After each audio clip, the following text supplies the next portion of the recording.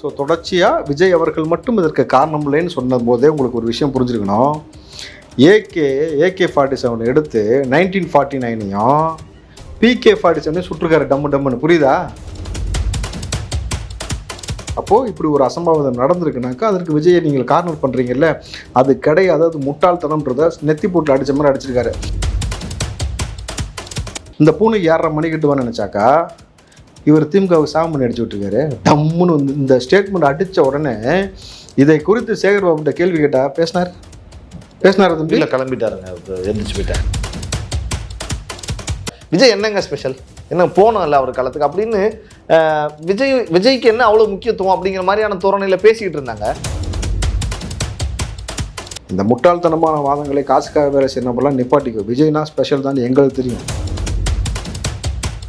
எவ்வளோ ஐயோக்கியத்தனம் இருந்துச்சுன்னா உங்களுக்குள்ளே ஊறி போயிருந்தா பிணங்கள்லாம் அப்படியே ஊர்வலமாக வந்து மகாபலிபுரம் வர மாதிரி ஒரு வீடியோ ரெடி பண்ணுவேன்.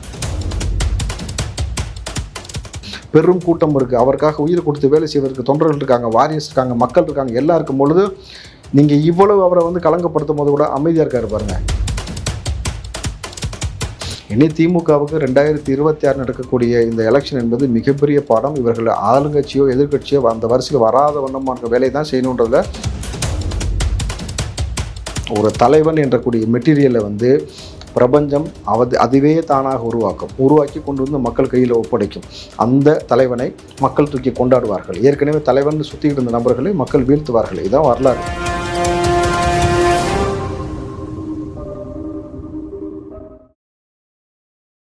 ஜாம்பவான் நேயர்களுக்கு பிரபாகரனின் அன்பு வணக்கம். இன்றைய அரசியல் அரங்கம் நிகழ்ச்சியில் நம்மோடு இணைந்திருக்கக்கூடிய சிறப்பு விருந்தினர் திரு ராவுத்தர் இப்ராஹிம் அவர்கள். வணக்கம்ண்ணா. வணக்கம் தம்பி. தொடர்ந்து அரசியல் களத்தில் தமிழகத்தில் நடந்து கொண்டிருக்கக்கூடிய விஷயங்கள் குறித்து பேசிக்கிட்டு இருக்கோம். இன்னைக்கு பெரிய பேசுபொருள் அப்படின்னா திரு நடிகர் அஜித் அவர்கள் வந்து ஒரு கருத்து தெரிவிச்சிருந்தாரு. அதில் குறிப்பாக நிறைய அவர் பேசியிருந்தார். அந்த இன்டர்வியூவில், ஒரு ஆங்கில சேனலுக்கு கொடுத்த இன்டர்வியூவில் அதில் ஒரு வரியை வந்து நான் அவங்ககிட்ட கேட்கணும்னு நினைக்கிறேன்.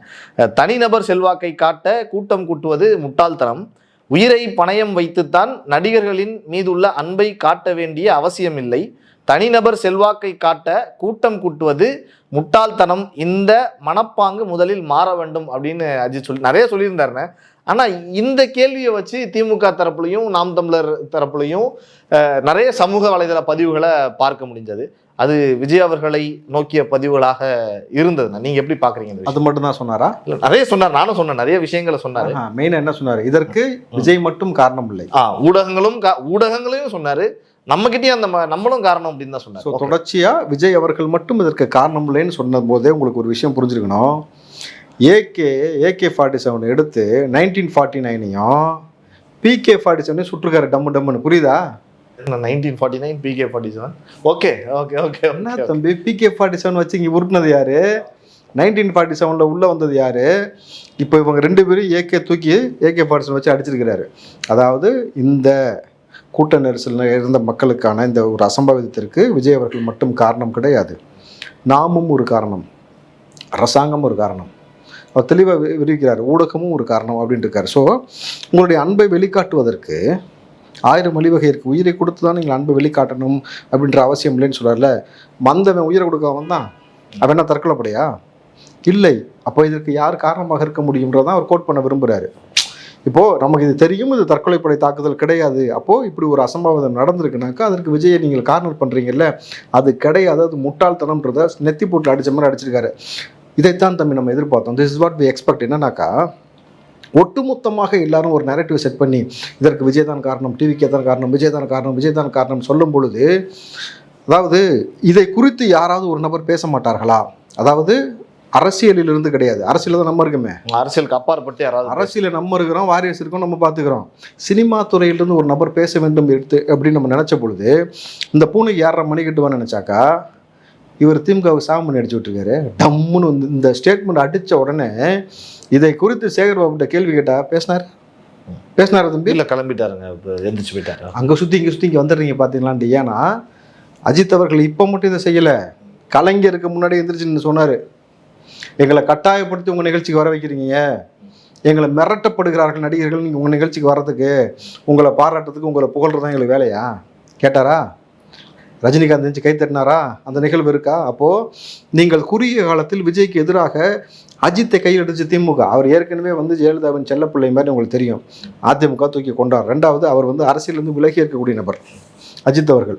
சமூக பொறுப்போடு ஒவ்வொரு விஷயத்தையும் கவனிப்பார். நீங்கள் ஒட்டுமொத்தமாக விஜய் அவர்களை கார்னர் பண்ணும் பொழுது, கரெக்டான பேச வேண்டிய இடத்துல பேச வேண்டிய நேரத்தில் இப்போ அவர் பேசியிருக்காருன்னும் பொழுது, இது ஒரு பண்பான ஒரு நிலையை காட்டுதில்ல. அப்போது இது வந்து நீ தம்பி 75% சினிமாவில் இருக்கக்கூடிய நபர்கள் எல்லோரும் விஜய்க்கு தான் ஆதரவு பணிப்பாளர்கள் இருக்காங்க. பேசுகிறதுக்கு இப்போ கொஞ்சம் யோசிக்கிறாங்க, தயங்குறாங்க. இதெல்லாம் எலெக்ஷனில் ஓட்டு அப்படின்னு வரும்பொழுது அவர்கள் எப்படி போடுவாங்க, இந்த திமுகவை எப்படி விரட்ட வேண்டும் என்ற, ஏன்னா அவனும் பாதிக்கப்படுறான், சாமானிய மக்கள் எல்லாம் பாதிக்கப்படுறான். இன்றைக்கி சென்னையில் இன்றைக்கி நம்ம பேசிகிட்டு இருக்க தருணத்தில் உட்காந்து தூய்மை பண்ண எல்லாம் அரெஸ்ட் பண்ணி கூட்டு போயிட்டு இருக்கிறேன். இன்றைக்கி மறுபடியும் எவ்வளோ பெரிய அடக்குமுறை, எவ்வளோ பெரிய ஒரு மோசமான செயல்பாடு தம்பி. இப்போ நம்ம இதெல்லாம் சரி கட்டணும் என்ன செய்யலாம் சொல்லுங்கள்? இதற்கு இந்த எலெக்ஷன் தான் ஒரு மாற்றாக இருக்க முடியும். நீங்கள் சொல்லக்கூடிய இந்த விஷயங்களில் நம்ம பார்க்குறப்ப அஜித் அவர்கள் பேசிய பேச்சை நீங்கள் விஜய் அவர்களுக்கு ஆதரவாக பேசியதாக பார்க்குறீங்க. ஆனால் திமுகவும் நாம் தமிழரும் அப்படி பார்க்கல. அந்த ஒரு வரி இருக்குல்ல, நம்முடைய சுய இதுக்காக கூட்டத்தை கூட்டி நம்ம ஒரு கிராண்டை காட்டுறது, நம்மளுடைய பலத்தை காட்டுறது தேவையில்லை அப்படின்னு சொல்கிறப்ப, இது தாவேகா மீதான ஒரு மறைமுக ஒரு கருத்தை பார்க்க முடியுமான்னு கேட்குறேன். அதனால தான் அவங்க அதை வச்சு கொண்டாடுறாங்களோ. காசு கொடுத்து பிரியாணி கொடுத்து பஸ்ஸை வச்சு கூட்டம் கூட்டினது நீ ஏன் நானா? திமுக கூட்டினியா? அதானே செஞ்ச. காசை கொடுக்குற, பஸ்ஸை வைக்கிற, சரக்கு கொடுக்குறீங்க, ஆடல் மாடல் நிகழ்ச்சி நடத்துகிறீங்க, பெரிய கூட்டத்தை காட்டுவதற்காக மெனக்கெடுவது நீங்களா விஜய் அவர்களா? விஜய் வரான்னா தன்னிச்சையாக கூட்டம் வருது, நீ கூட்டத்தை ஆர்கனைஸ் பண்ணுற. அவர் அதை தான் சொல்கிறாரு. ஆர்கனைஸ் பண்ணி ஒரு கூட்டத்தை ஏற்பாடு பண்ணுறீல, அது உன்னுடைய இருப்பை காட்டுவதற்காக நீ செய்கிறீல, அது தப்புன்றாரு. உன் இருப்பை காட்டுவதற்காக ஆர்கனைஸ் பண்ண கூட்டம் நீ பண்ணுற, சீமான் பண்ணுற, திமுக பண்ணுற, அதிமுக பண்ணுற, நீங்கள் பண்ணுறீங்க. அதைத்தான் அவர் கோட் பண்ணுறாரு. அது முதல்ல இவங்களுக்கு புரியணும். நான் இது எப்படி தெரியுமா, ஒரு தொலைநோக்கு சிந்தனையோடு அவர் சொல்லக்கூடிய கருத்தை உள்வாங்கினா மட்டும் தான் புரியும். நீங்கள் எல்லா நேரத்துலையும் விஜயை பற்றி நினச்சிக்கிட்டு இருந்தால் உங்களுக்கு கருத்து உள்வாங்காது. இது எப்படின்னா, அந்த செந்தில் ஒரு படத்தில் 10 காசு கொடு, 10 பைசா கொடுன்னு கேட்பான் தெரியுமா? 10 பைசா கொடுத்தா தான் அந்த வேலையை அவன் செய்வான். எக்ஸ்ட்ரா கொடுத்தீங்கன்னு செய்ய மாட்டான். இவங்க 200 ரூபா வாங்கி பழக்கப்பட்டாங்க. அவங்களுக்கு அந்த அளவு தான் யோசிக்க தோண்டே. இப்போ அடித்து உருப்பிட்டா வேறு ஏதாவது வேலை போகிறாங்கன்னா நிறைய சம்பாதிக்கணும்னா முடியாது, எனக்கு 10 பைசா கொடு. அதே கேட்டகரி இவர்கள். நம்ம பெருசாக தம்பி இவர்கள்லாம் பதில் சொல்கிறது ஒரு பய போதும், டிவிக்கில் வாரிஸ் அவன் பார்த்துப்பான் எல்லாத்தையும் விடுங்க. சமீப காலமாக ஊடகங்களில் நிறைய ஊடகவியலாளர்கள் பேசி வரப்ப, முக்கியமான ஊடகவியலாளர்கள் ஒரு சிலர் பேசுகிறப்ப என்னால் அந்த கருத்தை பார்க்க முடியுது. விஜய் என்ன ஸ்பெஷலா? நிறைய கோரிக்கைகள் வச்சப்போ அவர் வரணும்னா இதை வேணும், இந்த மாதிரியான ரெஸ்ட்ரிக்ஷன்ஸ்லாம் அரசு பாதுகாப்பு இருக்கும், இப்படியெல்லாம் கேட்குறப்ப விஜய் என்னங்க ஸ்பெஷல், என்ன போனோம் இல்லை அவர் காலத்துக்கு அப்படின்னு விஜய்க்கு என்ன அவ்வளோ முக்கியத்துவம் அப்படிங்கிற மாதிரியான தோரணையில் பேசிக்கிட்டு இருந்தாங்க. இப்போ கொஞ்சம் அமைதியாக இருக்காங்கன்னு தான் நினைக்கிறேன். என்ன அந்த கருத்தை நீங்கள் எப்படி பார்க்குறீங்க? ஸ்பெஷலான்னு கேட்குறாரு விஜய். ஸ்பெஷலா விஜய் ஒரு தனிநபர் தன்னோடு கூட்டணிக்கு வர வேண்டும் என்று 26 கட்சி நினச்சிக்கிட்டு எங்கள் கூட வாங்க, எங்கள் கூட வாங்க, எங்கள் கூட வாங்கன்னு கூப்பிட்றியா இல்லையா? அப்போ விஜய் ஸ்பெஷல் தானே. ஒரு தனிநபரை 26 கட்சியும் சேர்ந்து எதிர்க்கிற, ஒன்று என் கூட கூட்டணிக்கு வரணும் இல்லாட்டி எதிர்க்கிறேன்னு சொல்லிட்டு எதிர்மனல் எடுத்து எல்லாரும் எதிர்க்கிறீங்கல்ல.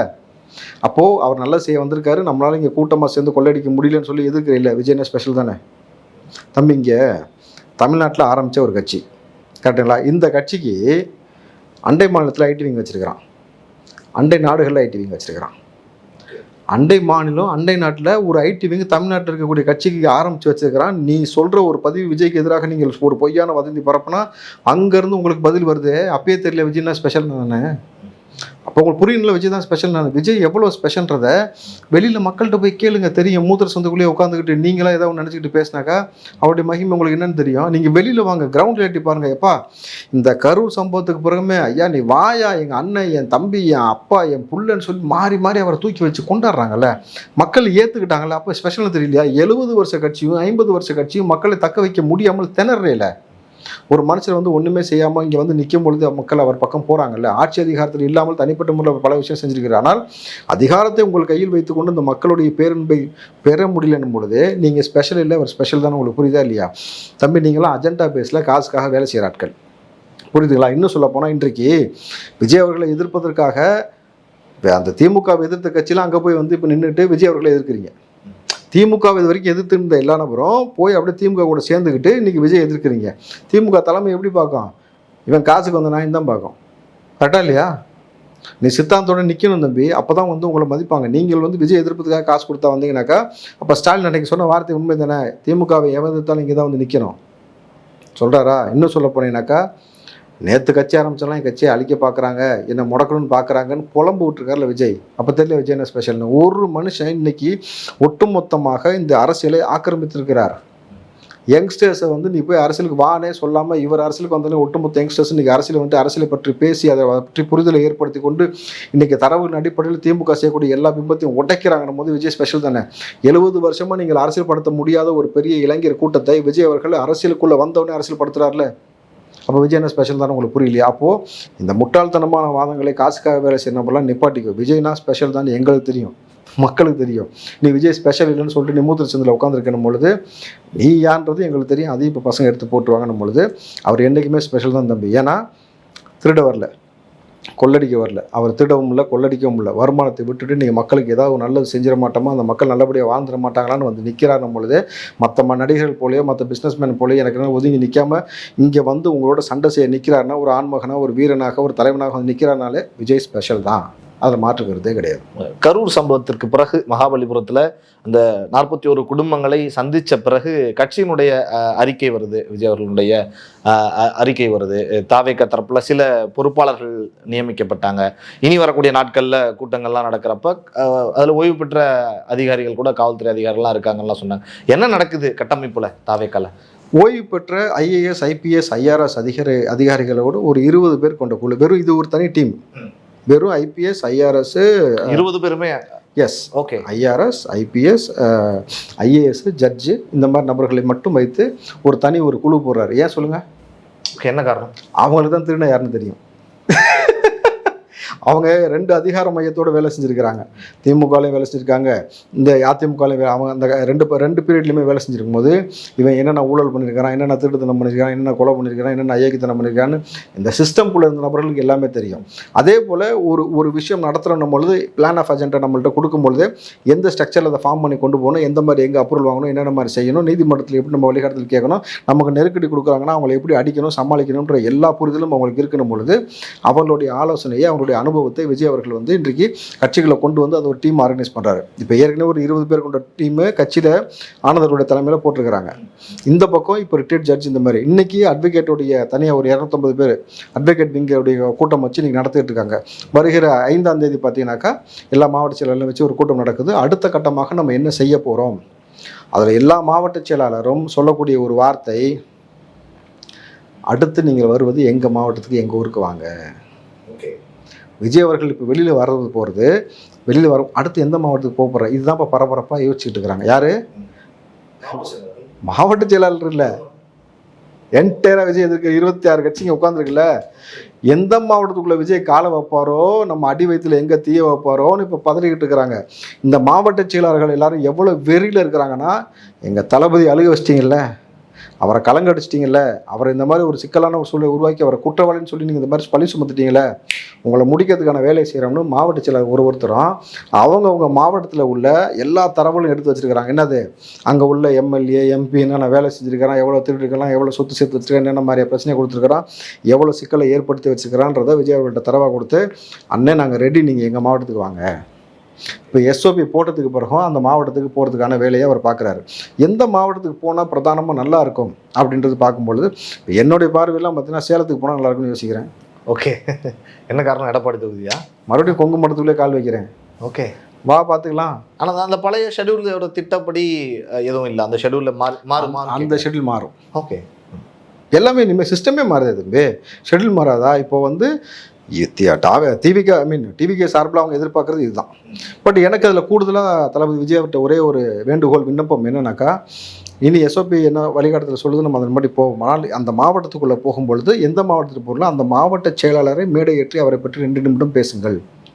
அதுதான் அவருக்கான பப்ளிசிட்டி. அவர் இன்னும் எலெக்ஷனில் நீங்கள் நம்ம கட்சிக்குள்ள இடத்துக்கும் தெரியும், புரியுதுங்களா? பிற இருக்கக்கூடிய என்டையராக தமிழ்நாடு முழுக்க வந்து ஒரு மாவட்டத்தில் இருந்தால் வேறு தான் மாவட்ட செயலர் நீங்கள் அறிமுகப்படுத்துமோ தெரியணும்ல. இப்போ கேஎன்ஏர்னா திருச்சின்னு தெரியுது எல்லாத்துக்கும். அந்தளவுக்கு அவங்களை உருவாக்கி இத்தனை வருஷம் வந்துட்டாங்கல்ல.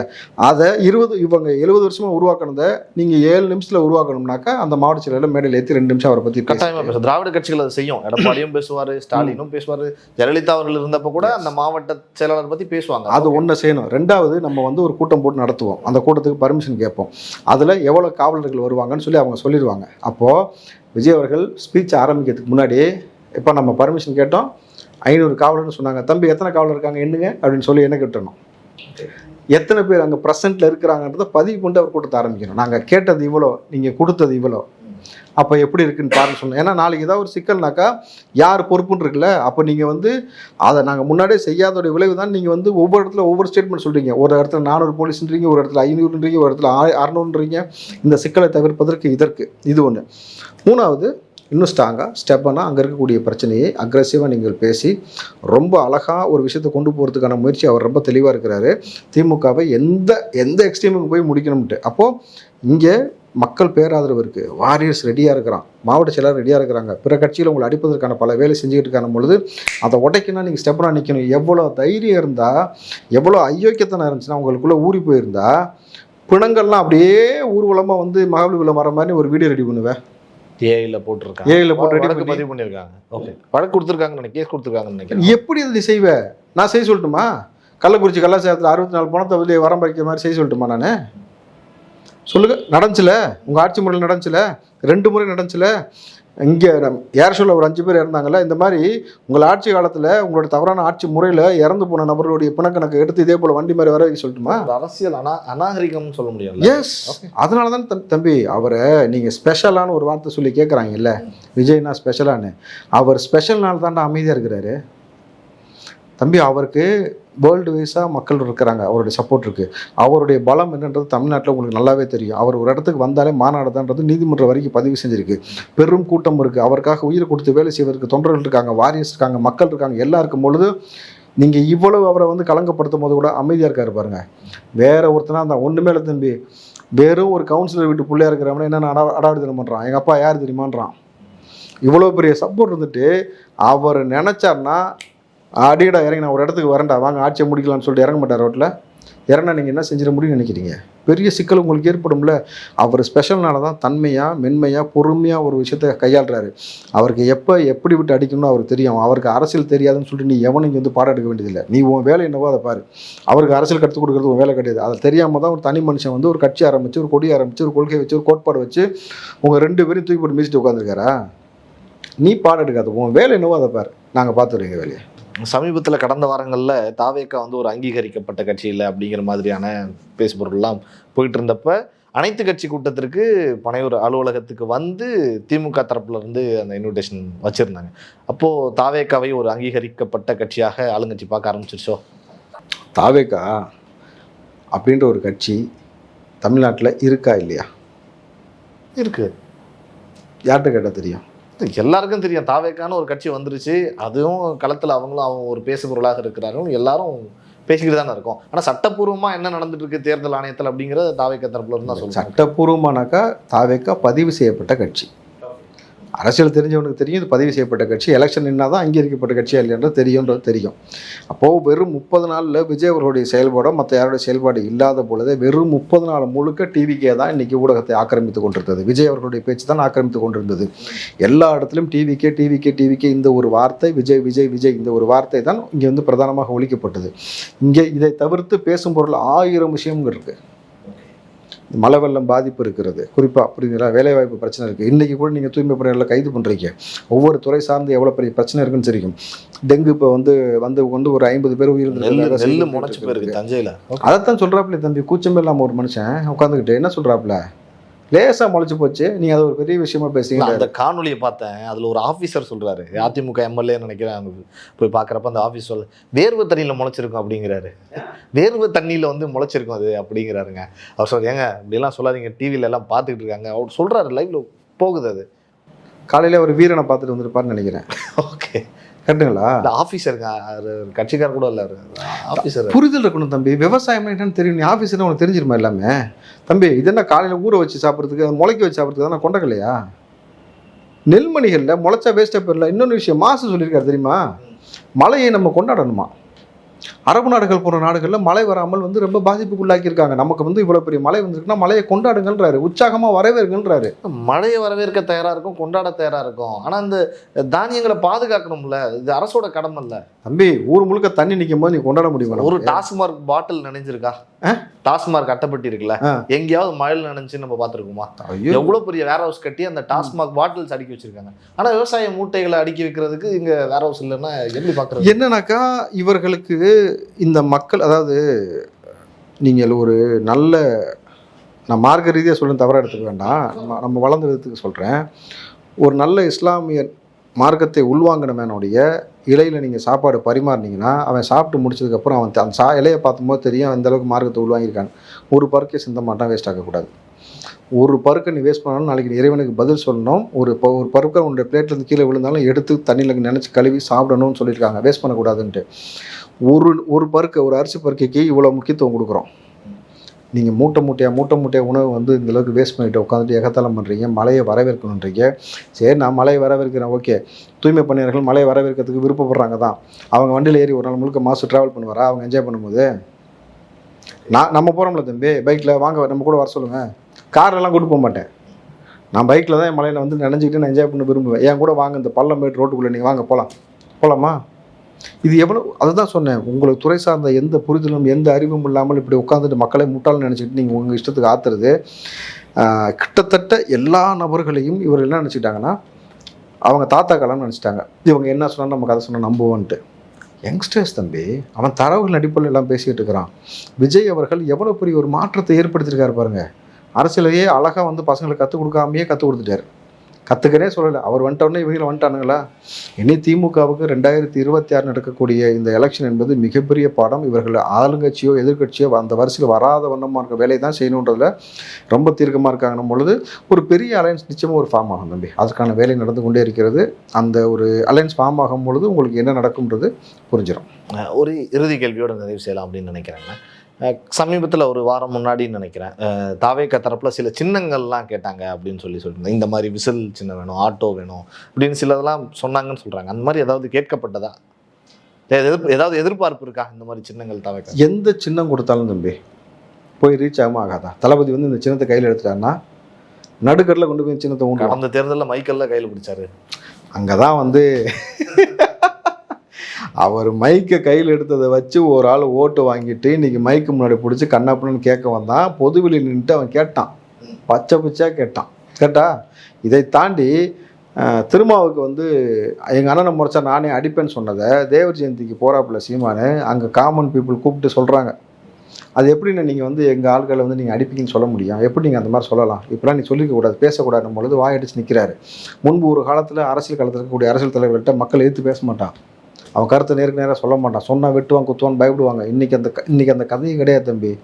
இன்றைக்கி துணிஞ்சு இறங்கிட்டாங்க. ஏன்னா உங்களை கேள்வி கேட்க ஒரு ஆள் வந்துட்டார். நீங்கள் அவரை தொட்டிங்கன்னா அது வைரலாக்குவாங்க பசங்க எடுத்து. அதுக்கப்புறமேட்டு உங்களை தூக்கி உள்ளே வைக்கிறதுக்கான வேலை பார்க்கும். இவங்க வந்து பக்கபலமாக நிற்பாங்கன்னும் பொழுது களம் மாறி விட்டது. நீங்கள் உங்களுடைய என்ன சொல்கிறது, எல்லா எதிர்பார்ப்பும் என்னன்னாக்கா இவர் மறுபடியும் ஸ்டாலின் முதலமைச்சராகணும், அந்த ஆட்சியை கொண்டு போய் தூக்கி அப்படி அலங்காமல் தான் பிள்ளைங்கையில் கொடுத்துட்டு குடும்பமாக ஆட்சி இவங்க செஞ்சுக்கிட்டு இருப்பாங்களாம். தமிழ்நாடு முழுக்க கலைஞருடைய சிலை இருக்குமா, ஃபோட்டோ இருக்குமா, இருக்கவங்களாம் கேனப்பா இல்லை. யார் ஊரில் வந்து யாருடைய இதை வச்சுட்டு உட்காந்துருக்கிறீங்க? இங்கே வந்து மண்ணுக்காக, மொழிக்காக, இனத்துக்காக போராடிய எத்தனை தலைவர் இருக்காங்க. அவங்களெல்லாம் விட்டுவிட்டு எல்லா இடத்துலையும் கலைஞர் வைக்கக்கூடிய இந்த ஒரு மோசமான ஒரு அரசியலை நீங்கள் கையில் எடுக்கிறீங்க பொழுது அதற்கு நாங்கள் இனிமேட்டு அனுமதி கொடுக்க போவதாக இல்லை. குறிப்பாக உங்களுடைய அதிகாரத்தை எந்த அளவுக்கு வந்து தவறாக பயன்படுத்தி மக்களை காவு கொடுக்கக்கூடிய வேலையை செய்து விட்டீர்களோ அதை மீண்டும் நான் பதிவு பண்ணுகிறேன். ஒரு தலைவன் என்றக்கூடிய மெட்டீரியலை வந்து பிரபஞ்சம் அதுவே தானாக உருவாக்கி கொண்டு வந்து மக்கள் கையில் ஒப்படைக்கும். அந்த தலைவனை மக்கள் தூக்கி கொண்டாடுவார்கள். ஏற்கனவே தலைவன் சுற்றிக்கிட்டு இருந்த நபர்களை மக்கள் வீழ்த்துவார்கள். இதுதான் வரலாறு. அந்த வரலாறு 2026 நடக்கும் தம்பி. பார்ப்போம்ண்ணே. நிறைய தகவல்கள் எங்களுக்காக ஜாம்பவான் நேயர்களுக்காகவும் பகிர்ந்து கொண்டீர்கள். உங்களுக்கு ஜாம்பவான் நேயர்கள் சார்பாகவும் இந்த பிரபாகரன் சார்பாகவும் மனமார்ந்த நன்றிகள். நன்றிண்ணே.